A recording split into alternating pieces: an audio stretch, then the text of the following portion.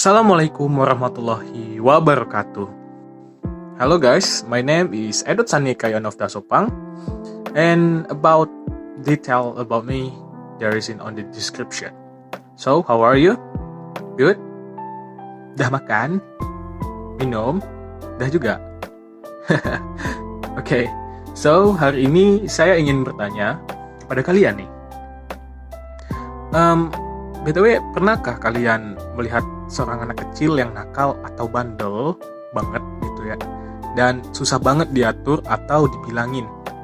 Dan kalian juga melihat perbandingannya, itu melihat anak yang baik, jujur, dan selalu menghargai sesama manusia, bahkan ya ke binatang lah, dan kehidupan di daerah selingkungannya, seperti itu. Pernah nggak melihat hal-hal tersebut di sekitar kalian?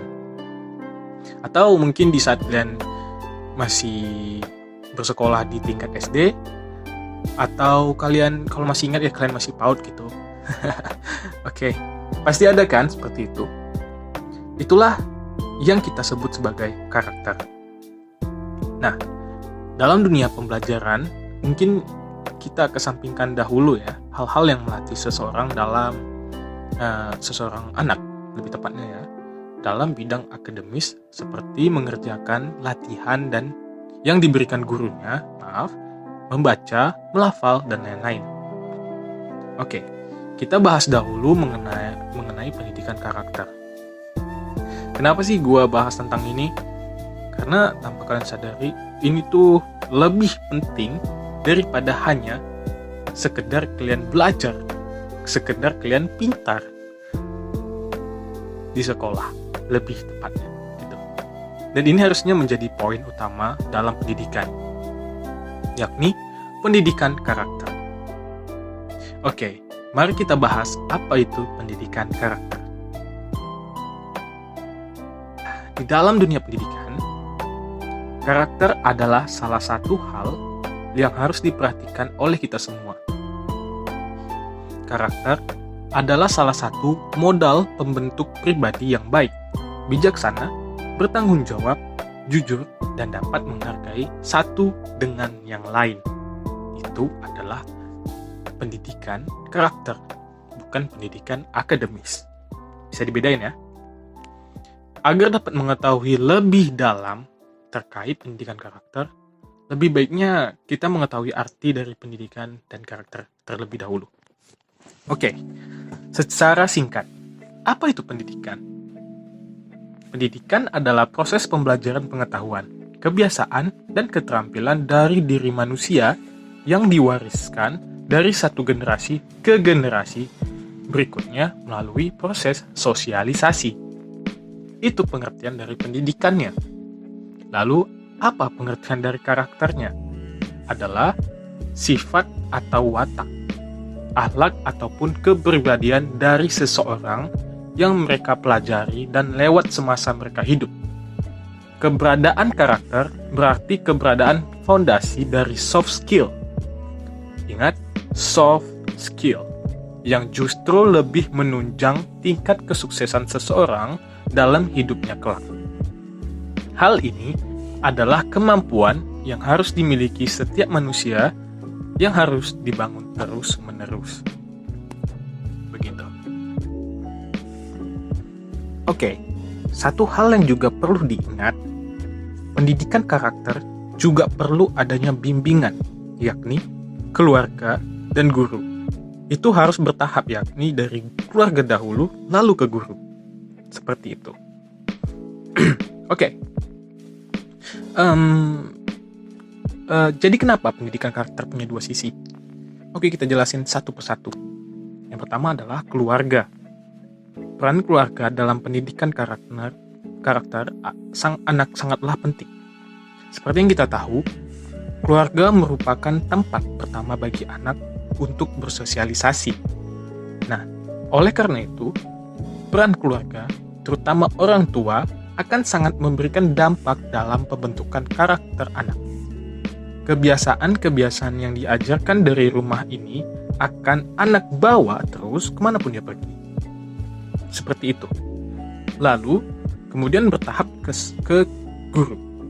Pendidikan karakter adalah upaya sadar dan sesungguh-sungguh dari seorang guru untuk mengajarkan nilai-nilai kepada para siswanya atau pada muridnya, guna membangun karakter pribadinya sehingga dapat menjadi individu yang bermanfaat bagi diri sendiri dan lingkungannya. Nah, seperti itu ya. Oke. Jadi, kita akan masuk tentang pembahasan pendidikan karakter secara formal. Oke. Pendidikan karakter secara formal adalah pendidikan yang sistematis dan terencana untuk mendidik, memberdayakan, dan mengembangkan peserta didik agar dapat maksimal dalam membangun karakter secara pribadi. Sehingga individu dapat tumbuh menjadi individu yang bisa memberikan manfaat bagi dirinya sendiri, bagi keluarga, bangsa, dan negara. Dan itu akan berdampak besar bagi semua. Oke. Lalu, menurut para ahli, dan ini saya rasa ini sangat populer ya, yaitu dari Ki Hajar Dewantara dalam buku 60 tahun Taman Siswa, telah berpikir lebih jauh tentang bagaimana cara membangun pribadi bangsa melalui pendidikan. Menurutnya, mengasah kecerdasan budi adalah hal yang utama, karena dapat membangun budi pekerti dari manusia dengan baik dan kokoh, sehingga dapat mewujudkan kepribadian dan karakter. Lanjutnya, jika itu dilakukan dalam sistem pendidikan dan terinternalisasi pada diri individu, hal tersebut akan senantiasa mengalahkan nafsu dan tabiat-tabiatnya yang buruk. Nah, itulah yang bikin jadi ada anak yang baik dan juga ada anak yang nakal. Anak yang baik mendapatkan pendidikan karakter, dan anak yang nakal mungkin ya kurang gitu. Dan itu makanya mereka butuh pendidikan karakter seperti itu. Alright, Ki Hajar Dewantara dalam bukunya, yaitu berjudul Karya Ki Hajar Dewantara bagian kedua A Kebudajaan, menjelaskan lebih lanjut tentang bagaimana intisari dari pendidikan. Menurut beliau, pendidikan adalah usaha kebudayaan yang ditunjukkan untuk memberi bimbingan dalam hidup, tumbuhnya jiwa raga anak agar bawaan lahiran setiap individu dan pengaruh lingkungannya, membuat pribadi mereka menuju adab kemanusiaan. Maksudnya adalah pendidikan diperuntukkan untuk membentuk manusia agar menjadi beradab dan memanusiakan manusia. Itulah efek yang sangat besar dari pendidikan karakter, karena kita akan mempunyai rasa kepedulian kepada manusia atau sesama manusia lebih tepatnya ya. Oke. Penjelasan dari Ki Hajar Dewantara tersebut menegaskan bahwa pendidikan adalah sebuah tuntunan dalam hidup dan tumbuh kembang anak. Hal tersebut berarti bahwa hidup tumbuhnya anak terletak pada kecakapan atau kehendak dari pendidik. Seperti itu. Setiap anak memiliki kekuatan dalam dirinya sendiri, memiliki pengalaman dan kekayaan dalam diri setiap anaknya. Pendidik haruslah membimbing dan menguatkan apa yang di dalam diri setiap anak agar dapat memperbaiki tingkah lakunya, cara hidup, dan pertumbuhannya. Itulah fungsi pendidik dan pengajar. Oke. Tujuan dari pendidikan karakter yaitu untuk membangun dan membantu penyempurnaan diri secara komprehensif, guna membantu kemampuan diri individu. Seperti itu. Oke. Lanjut, yaitu menurut peraturan presiden tentang penguatan pendidikan karakter atau disingkat PPK mengharuskan masyarakat untuk memperdalam dan nilai-nilai utama yakni nasionalis, mandiri, religius, integritas, dan saling membantu atau gotong royong. Nilai-nilai yang dibawa tersebut diharapkan dapat diterapkan di setiap lini khususnya pada sistem pendidikan kita sekarang ini. Oke, pendidikan karakter sebenarnya tidak hanya diperuntukkan hanya untuk anak kecil, melainkan untuk orang dewasa juga. Nah, kenapa dalam penjelasan ini lebih diperuntukkan untuk anak kecil? Seperti itu, karena pendidikan lebih layak, lebih baik dilakukan itu ke anak kecil. Karena anak kecil adalah proses pencarian jati diri mereka, proses awal di mana mereka harus menentukan jalan yang lebih baik dan benar, di mana mereka akan diarahkan kemana yang buruk dan benar, seperti itu. Karena adalah tahapan awal, ibaratkan mereka adalah benih yang harus dijaga dan juga harus diurus, seperti itu. Sedangkan kalau yang lebih dewasa sebenarnya juga ada. Mungkin kita ambil contoh seperti seseorang yang ingin menjadi lebih baik ke jalan yang benar. Mungkin dia seorang pecandu alkohol, dia adalah orang mungkin biburnya prostitusi yang ingin menjadi baik kembali, orang pecandu narkoba. Itu adalah suatu bentuk pendidikan karakter sebenarnya. Yang awalnya mereka buruk, mereka ingin menjadi lebih baik. Nah, namun bedanya ini adalah pendidikan karakter pada orang dewasa itu lebih sulit. Yang bikin sulit adalah keinginan mereka, pola pikir mereka. Pola pikir seseorang yang dewasa dengan anak-anak itu berbeda. Kalau yang anak-anak, mereka rentan hanya kalau disuruh mau. Penasaran mereka masih tinggi. Sedangkan kalian sudah dewasa, banyak hal yang sudah menjadi pengalaman kalian. Jadi sudah tidak ada lagi rahasia yang perlu kalian ingin tahu kan gitu. Kalau masih anak kecil kan masih tahap yang ibaratnya pengen ini, pengen itu, pengen semuanya, pengen coba ini. Sedangkan kalian sudah dewasa, kalian tahu di mana hal letaknya yang buruk. Jadi kalian sudah masuk ke dalam hal yang buruk, maka kalian akan tetap melanjutkannya. Seperti itulah pendidikan karakter yang sulitnya untuk dibentuk pada seorang yang sudah dewasa bila dia merasa dia sudah buruk dan lebih layak untuk melanjutkan hal yang buruk tersebut.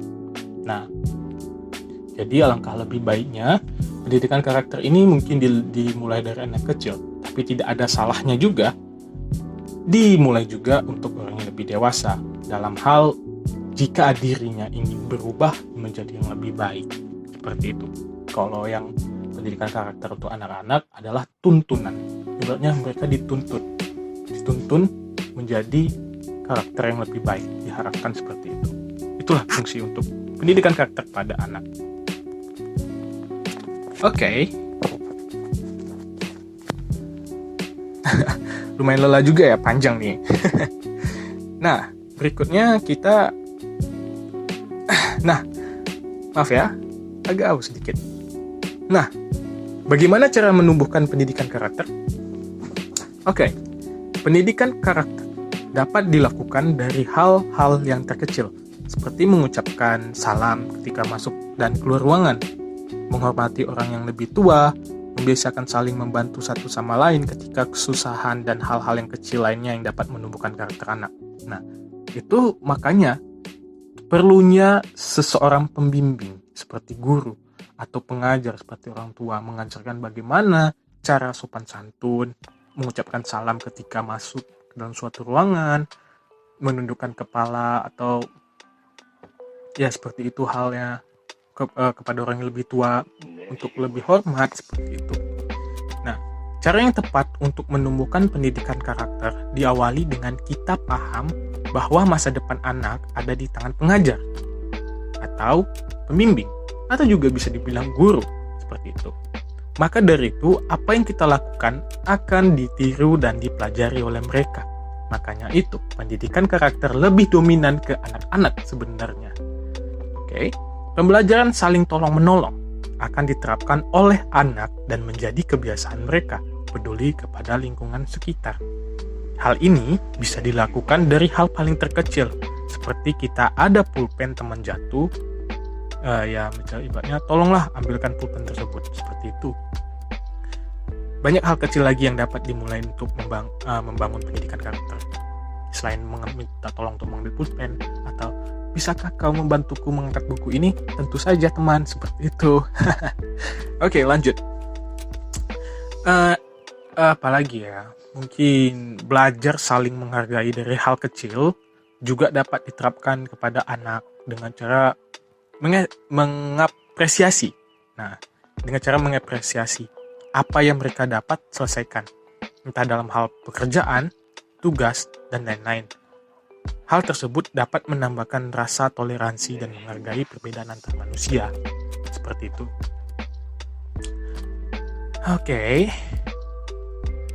Salah satu mantan presiden, nah ini penjelasan dari sebuah artikel ya.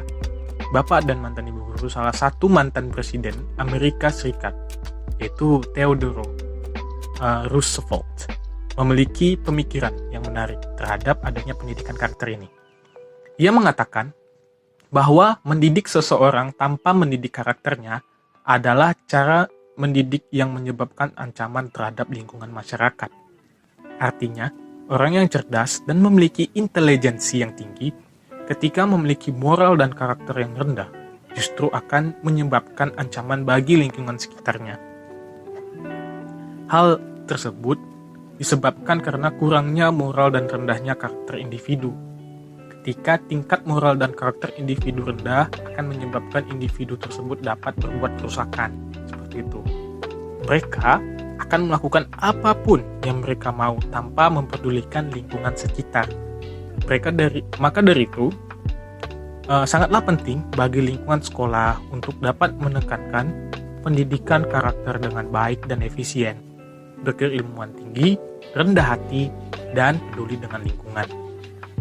Secara umum, fungsi dari pendidikan karakter di sekolah adalah untuk membentuk karakter dan kepribadian seseorang sehingga menjadi orang yang memiliki nilai moral yang tinggi toleransi, berperilaku baik, dan berakhlak mulia.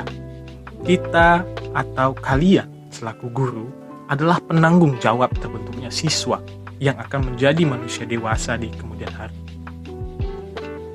Dan itulah kenapa penjelasan pada hari ini lebih mungkin pendidikan karakternya lebih ditonjolkan ke guru dan juga lebih didominankan ke anak kecil. Dan saya rasa seperti itu, dan terima kasih telah mendengarkan. Jadi bagaimana? Apakah sudah ada nih masuk terserap ke pemikiran kalian? Apakah pendidikan karakter itu sangat penting? Oke. Ya kalau menurut gue sangat penting gitu. Kalau misalkan nih lu pinter di sekolah, terus lu jadi pejabat, lu pinter. Kalau lu pinter berarti lu dianggap orang baik, apalagi lu jadi pejabat. Lalu pas lu udah jadi pejabat lu korupsi. Nah, apakah itu dibilang orang baik karena dia pintar? Tidak kan? Apa yang minus? Yang minusnya adalah karakternya. Dia tidak ada pendidikan karakternya. Seperti itu. Makanya dari itu, pendidikan karakter adalah nomor 1. Lalu, akademik. Orang pintar bisa menjadi bencana. Orang yang berkarakter bisa menjadi penyelamat. Oke, seperti itulah 2 patah dari kata-kata saya. Saya harap semoga kalian mengerti dan dapat meresapi bagaimana seharusnya dan bagaimana menanganinya itu semua. Oke, terima kasih. Thank you for watching. Assalamualaikum warahmatullahi wabarakatuh. Gua cabut dulu. Bye.